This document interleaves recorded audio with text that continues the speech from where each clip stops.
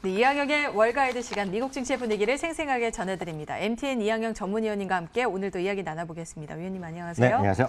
네, 우리 장이 쉬어가는 동안 미국 장은 이틀 연속 상승 마감을 했습니다. 어제 같은 경우 몇 시간 전에 마감을 한 현지 시간 5일 마감 기준으로는 미국 증시가 1% 안팎의 상승세를 기록하면서 마감을 했는데요. 이날 네. 증시 어떻게 보셨나요? 네, 맞습니다. 저희가 쉬는 동안 포함해서 이틀 연속으로 미국의 3대 지수가 모두 강한 상승세를 이어갔고요. 특히 어제 많이 올랐고요. 오늘도 물론 상승폭이 상당히 좀 둔화되긴 했지만 오늘도 아주 좋은 흐름을 이어갔습니다. 특히 나스닥은요. 연초 지수를 거의 회복하는 수준입니다. 연말에 8,972포인트였기 때문에요. 이제 불과 1.8%, 최근 같은 흐름이라면 하루 이틀이라도 빠르면 이번 주에라도 지금 연초 이후 상승세를 플러스를 기록할 수 있을 정도로 나스닥의 강한 흐름을 보여주고 있고요. S&P 500만 보더라도 변동성이 상당히 축소되고 있다는 것 자체를 부인할 수는 없어 보입니다. 그만큼 시장이 강한 흐름을 보여주고 있고요. 물론 섹터를 보면 지난주부터 유가가 계속 반등하고 있기 때문에 에너지 섹터가 강한 흐름을 보이고 있지만 시장에서 그렇게 주목을 받지 못하고 있고요. 그보다는 오늘도 헬스케어 섹터와 테크, 기술주 섹터가 많이 올랐고요. 특히 기술주 섹터는 이미 연초 대비 이후 주가를 지금 회복하는 부분까지 왔습니다. 그만큼 기술주 그리고 나스닥에서도 이제 나스닥 100이 이제 대표 지수가 되겠는데 그 안에서도요. 나스닥 100은 이미 플러스가 나 있기 때문에 그만큼 시장이 어찌 보면 쏠림 현상이 나타나고 있는 그런 흐름이 되겠습니다. 특징주로 보면 앞서도 얘기 나오던데 파이자가 소위 임상을 시작했죠. 사람을 상대로 이제 테스트를 시작했으면서 2.37% 올라가면서요. 결국 다우라든가 오늘 헬스케어 섹터를 끌고 가는 주역이 됐다라고 보셔야 되겠고요. 그 밖에 특징주로 보면 한 두 가지만 더 말씀드리면 오늘 요즘 보면 우리나라에서는 이제 경제 활동을 우리나라 사업이 잘 안 돼서 그렇죠. 공장 다 웬만큼 다 돌아가고 있을 텐데요.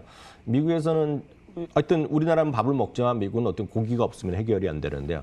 지금 미국에서 이제 육류가 부족하거든요. 그러니까 우리가 상상하지 못할 일이 벌어지고 있고요. 웬디스나 일부 패스트푸드 상점에서 햄버거를 못 팔고 있는 그런 정도까지 와 있고 코스트코에서 고기 소고기 구매를 제한하고 있거든요. 이제 타이슨 푸드가 실적 발표하고 그랬는데 왜 문제가 생기냐를 잠시 말씀드리면 타이슨 푸드 같은 경우가 세계 1위의 육류 가공 업체입니다. 그러니까 우리나라에서 그냥 미국에서 이제 어떤 소위 상당히 많은 이제 가공된 사료를 먹여서 소고기를 키우거나 공장실을 키운다는 거에 대표적인 기업이 타이슨 푸드인데 여기 이제 그걸 계속해서 또 트럼프 대통령이 계속 일을 시킨 거거든요. 이거 무조건 먹고 사는 문제니까.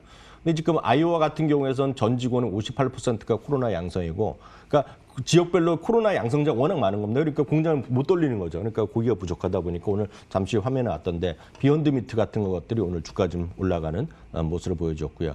오늘 장 마감 이후에는 디즈니가 실적을 발표했는데 디즈니가 이제 예상보다 조금 안 좋은 데다가 약간 엇갈리는 분석이 나면서 시간에서 오늘 또다시 3% 정도 내려가고 있는 것이 오늘 시장의 특징이 되겠습니다. 네, 디즈니가 역시 테마파크 매출이 상당히 감소를 했더라고요. 실적 같은 경우에는 90% 넘게 떨어지면서 굉장히 안 좋았다는 소식까지 확인해 볼 수 있었습니다.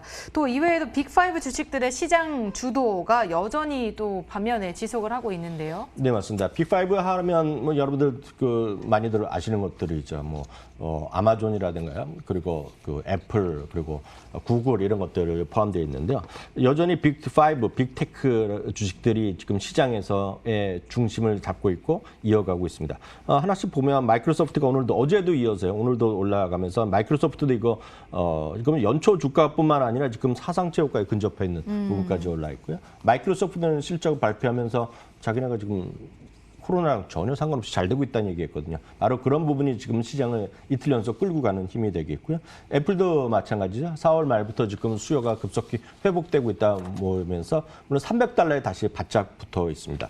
아마존은 말할 것도 없이 지금 여전히 시장은 힘을 갖고 있는 주식이 되겠고요. 페이스북도 어제 이어서 오늘 강한 반등이 이어지면서 페이스북도 다시 사상 최고가에 멀지 않아 보입니다. 특히 이제 오늘 구글이 흥미로운데요. 구글은 실적 발표 이후에 지난주에 내내 조금씩 쉬면서 또 일부 우려의 목소리가 있었던 건 사실인데요. 도이치방크에서는 메가캡, 소위 초대형 주식 중에서 기술 섹터 중에서 최소 준호주를 제시하면서요. 목표 주가를 오히려 1,700달러 올려놓으면서 오늘 지난주의 고점을 바로 뛰어넘는 그런 아주 강한 흐름을 보여줬는데요. 다만 이게 이렇게 좋은 얘기만 있는 건 분명히 아닙니다. 왜냐하면 골드만삭스의 데이비드 코스텐 수석 투자 전략가가 되겠는데요. 지금 빅5, 제가 말씀드렸던 이 5개의 종목의 추가 상승 여력은 불과 3%밖에 남지 않았다는 겁니다. 그건 뭐냐면 워낙 지금 시장이 집중적으로 이들 올라가고 있고 이들을 보면 많은 분들 비판하신 분들이 시각을 보면 아마존이 또 PR이 100배라는 얘기 하는 거거든요. 그러니까 네. 비판의 목소리가 있죠. 그러니까 그런 얘기를 하는 거고 이분의 입장에서 보면 나머지 5개 주식, 그러니까 왜 5개냐면 500 빼기 5이거든요. 그러니까 495개 주식은 10% 올라갈 여력이 있다. 그렇기 때문에 지수 전체적으로는 끌어 올라갈 텐데 지금서 나머지 것들을 좀 봐야 된다. 그런 얘기를 하고 있다는 것도 여러분 참고하시면 되겠습니다. 사실 빅5 우리가 뭐 빵주라고 얘기를 할 수가 있는데 이쪽으로만 너무 치우쳐졌다는 것도 사실 생각해봐야 되는 점인 것 같습니다. 네, 맞죠? 맞습니다. 이거 한번 말씀드렸다시피 빅5 주식이 에너지 섹터 전체보다도 크거든요. 그만큼 분명히 큰데 이게 에너지 섹터뿐만 아닙니다. 이제 그림은 아주 재미난 그림 하나 소개해드리겠는데요. 이 빅5의 시가총액이요. 이 그림인데요. 이게 오른쪽 5개입니다. 오른쪽 5개 이제 여러분 아시는 잠시 전에 말씀드렸던 빅5인데요. 왼쪽은 보이지 않지 않습니까? 네. 조그만 글씨인데 이건 누가 보라고 하는 것이 아니라 이거는 S&P 500의 하위 350개. 이거 내놓으라는 기업들이거든요. 웬만한 기업들은 우리나라에 들어오면 시가총액 30위 안에 들어가는 것들이거든요. 이 나머지 350개의 시가총액보다 불과 5개가 더 크다는 겁니다. 지금. 그러니까 그만큼 제가 무슨 얘기냐면 그만큼 집중돼 있다. 그리고 어찌 보면 너무 극과 극의 지금 시장을 보여주고 있다는 것입니다. 그래서 비판하는 사람은 분명히 있는데 문제는 이번 실적 시즌에서도 그나마 이들 5종목 위주, 물론 다른 것도 있겠지만 이런 것들이 실적을 선방한 것도 사실이기 때문에 여전히 그 설전이 이어지고 있다는 걸 참고하시면 되겠네요. 네.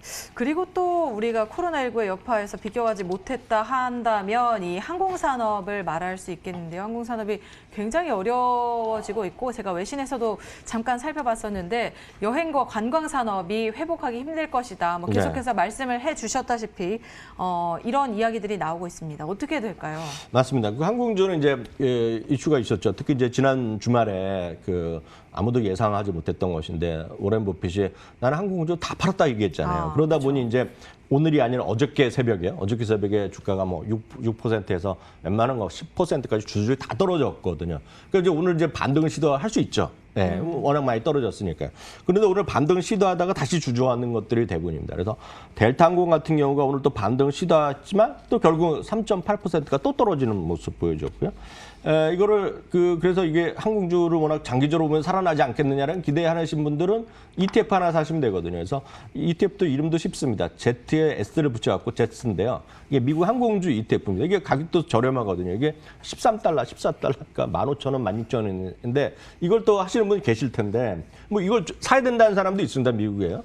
근데 이것도 오늘 2.7%가 또 떨어졌거든요. 그것은 그만큼 분명히 항공업종이 사라지지 않겠죠. 사라지지 않겠으나 수요가 언제 회복될지에 대해서는 이제 그 약간 설왕설래한다는 얘기를 저희가 여러 번 말씀드렸습니다. 그만큼 이런 건 진짜 애널리스트가 필요한 게 아니라 투자 전문가는 저는 이럴 때는 진짜 의미가 없거든요. 여러분들 마음속, 여러분들의 의사에 달려 있는데요. 여러분들이 지금 그동안 못 가신 거 아닙니까? 제주도 1시간 가는 거 갈 수 있죠. 이거 어떻게 갑니까? 갈 수 있죠. 1시간만 참고 마스크하면 참으면 되는데 늘 말씀드리지만 제주도 대신에 싸다 해갖고 사람 복잡하다고 해갖고 스쿠버 하기 위해서 필리핀 가신 분 그리고 겨울만 돼도 태국에 2달씩 가시는 분 계시잖아요. 주위에 보면 제 친구 한 명도 매번 겨울에 거기 그렇게 좋다고 가거든요. 부부가. 근데 그런 분들이 이제 가겠냐는 거죠. 지금이요. 언제 가겠냐는 거죠. 좀 경제가 회복됐다. 태국 방콕 공항이 열리고 마닐라 공항이 열렸다고 해서 바로 갈 분이 몇 분이나 계실지에 대해서 저는 회의적이고 저도 안 갈 거거든요. 전 유럽 갈 계획이 있었지만 갈 이유가 없거든요. 그러니까 그런 관점에서 그런 사람이 많은지 아니 빨리 갈 사람이 많은지 이런 얘기는 어떤 분들은 제주도에 이렇게 바글바글 18만 명이 갔다는 얘기하는데요. 우리나라만 보지 마시고 전 세계를 같이 보셔야 되겠습니다. 그래서 이제 말씀하신 거가 외신에서 나온 거가 이제 다시 한번 살펴보니 언제 되겠느냐는 거에 대했더니 많은 사람들이 생활 방식도 바뀌고 여행도 바뀔 거라는 겁니다. 그래서 한번 다른 얘기 한번 해드리면 지금 사람들이 걸어 다니는 사람이 많이 늘어날 겁니다. 미국에서도. 네. 그만큼 소위 얘기해서 미국의 트랜짓이라 그래 하죠. 그 지하철이나 버스, 대중교통의 사용자가 요번에 조금 복구됐지만 경제 재개하더라도 사람 수 확 줄어들었다는 겁니다. 그런데 5시간, 6시간, 10시간을 비행기 타겠느냐?